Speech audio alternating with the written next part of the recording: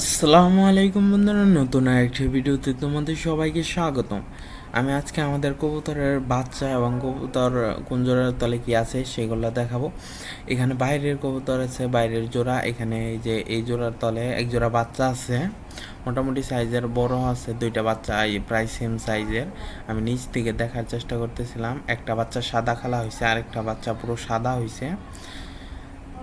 So এখানে ঘরের কবুতরগুলারে খাবার দিতেছি। বাইরে 2-3 দিন যাবত প্রচুর বৃষ্টি হইতেছে, তো আর মধ্যেও কবুতরকে তো খাবার দিতে হবে, তাই জন্য এই যে ঘরের কবুতরকে খাবার দিলাম। সবগুলা কবুতরই খাবার জন্য পাগল হয়ে গেছে, সবগুলাই নিচে নেমে গেছে।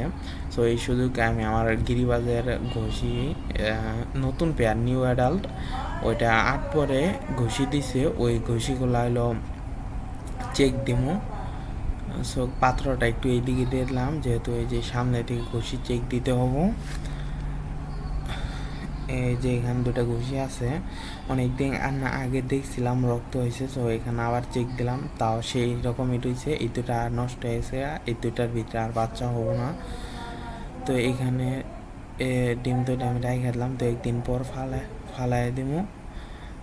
এখানে যে রেসার বেবির বাচ্চা আছে এক জোড়া, আর হলো ওই সাইডে দেশি কবুতর এক জোড়ার তলে নতুন ঘষি, আর এক জোড়ার তলে হলো আছে এক জোড়া। এই জোড়ার তলে নতুন বাচ্চা উঠছে, এই কবুতর গোলার তলে নতুন এক জোড়া বাচ্চা উঠছে। আমি দেখার চেষ্টা করতেছি কিন্তু পারি না।